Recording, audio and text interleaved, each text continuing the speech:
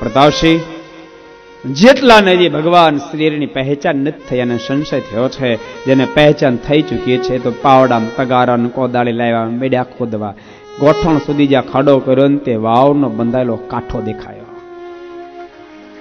અને કાંઠો દેખાયો પછી આખું ગામ વળગ્યું. જોતા અંદર અંદરથી કાદો બધો બહાર કાઢ્યો, મીઠું મધુરું પાણી નીકળ્યું છે. પૂર્ત કર્મ કરાયું અને એ વખતે ભગવાન શ્રી કૃષ્ણ રૂપે દર્શન આપી હજારો લોકોને પોતાનો સપનો નિશ્ચય કરાયો. ભક્તો યાદ રાખજો, આખું ગામ વળગ્યું પણ ક્યારે ખબર? આખું ગામ સપોર્ટમાં લઈ ગયું પણ ક્યારે? કાંઠો દેખાણો પછી.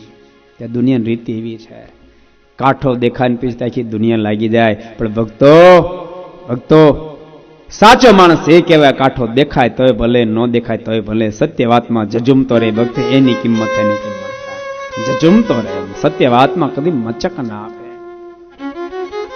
કદી મચક ના આપે. ભક્તો પોસાય તે પોઝિશન નિર્માણ થાય પણ પીછે હઠ ન કરે, ખોટી વાતને કદી મચક ના આપે. એ વ્યક્તિને એક ને એક દાડો કિંમત થાય, એક ને એક દાડો જરૂર કિંમત થાય. અને જીવનમાં કાંઠા પર દેખાવા મળે, કાંઠા પર દેખાવા મળે. ભક્તો એક મુઠ્ઠી હાટક્યા, એક જ મુઠ્ઠી હાટક્યા ગાંધીના જીવનને તપાસો તમે. કોઈ કાંઠો દેખાતો નતો, કોઈ કાંઠો દેખાતો નતો. કોઈ પણ મોરચો માંડે અંગ્રેજો ભક્તો મોતની ધાણી ફોડી નાખે, હજારોને મોતની ઘાટ ઉતારી નાખે. કોઈ કાંઠો દેખાતો નતો. પણ પોતાની વાત સાચી હતી. ગાંધી મંડ્યા રહ્યા. એક દાડો તો એવો આવ્યો, શરૂ લોકો બહુ સપોર્ટ કર્યો, પણ એમ લાગ્યું કે આમાં કાંઠો નહીં દેખાય. લોકો પણ હટવા માંડ્યા. યાદ કરો એ પ્રસંગ ભક્તો, ભૂલાય એવો નથી. સંવંત 1931 અંગ્રેજોએ મીઠા પર કર નાખ્યો. ગાંધી એલાન કર્યું પૂરા ભારત વર્ષની અંદર કે આપણે એનો વિરોધ કરવાનો છે, માટે બધાએ 12 માર્ચના રોજ સાબરમતી આશ્રમમાં આવી જવું. પણ ભક્તો ફક્ત 79 માણસો આવ્યા. આખા ભારતમાં એલાઉન્સ થયા પછી ફક્ત 79 માણસો આવ્યા. પણ તેમ છતાંય ગાંધી હિંમત ન હાર્યા. ભક્તો સત્યના પ્રયોગો વાંચજો. કલેજો તો બાકી ગાંધી ભલે મુઠ્ઠી હાટક્યા હતા, પણ જાણે લોખંડનું કલેજ ન એવું કલેજ કોઈનાથી આમ થડકો ન લાગે. અને ભક્તો થડકે નહીં, એ જ પ્રણામ સુધી પહોંચે, થડકાટ ન હોય. પોતાની વાત સાચી હોય છે બસ, પછી એનો થડકાટ ન હોય, ભક્તો પ્રણામ સુધી પહોંચી શકે. ફક્ત 79 માણસ આવ્યા, તેમ છતાં ગાંધીને થડકો ન લાગ્યો.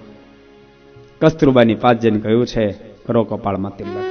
અને કપાળમાં જયારે તિલક કરવામાં આવ્યું એ જ વખતે ગાંધીના મોઢામાં શબ્દ નીકળ્યા, કૂતરાને મોતે મરીશ, કાગડાને મોતે મરીશ, ભટકીને મરીશ, પણ હિન્દુસ્તાનને આઝાદ કર્યા છે ફરીવાર સાબરમતી આશ્રમમાં પગ નહીં મૂકે.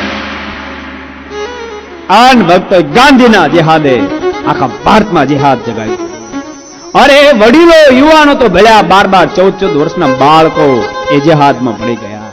પોલીસ લોકોને રોકે, તમે પાછા વળી જાઓ બાળકો, અમારી લાઠીનો ચાર્જ તમે સહન નહીં કરી શકો. અને ત્યારે 12-14 વર્ષના બાળકો પોતાના સટના બટન તોડી નાખી, હાથ કોળા રાખીને ઉભા રહેવા માંડ્યા.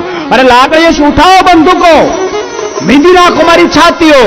અમે ગાંધીના સંતાનો છીએ, હિન્દુસ્તાનના સંતાનો છીએ, હિન્દુસ્તાનને આઝાદી અપાવી છે, પીછે હઠ નહીં કરીએ. અને ભક્તો ઇતિહાસને નોંધ લેવી પડી. અંગ્રેજોની ભરેલી તોપે અમને પડી રહ્યા, હિન્દુસ્તાન છોડીને હાલ્યું જવું પડ્યું. માટે કહું છું ભક્તો, કાંઠો દેખાય તોય ભલે, ન દેખાય તોય ભલે, ઝૂમતો રે ને એક દાડો કાંઠો દેખાય. સત્ય વાતમાં ભક્તો ક્યારે જિંદગી મચક નહીં આપશો, કદી મચક નહીં.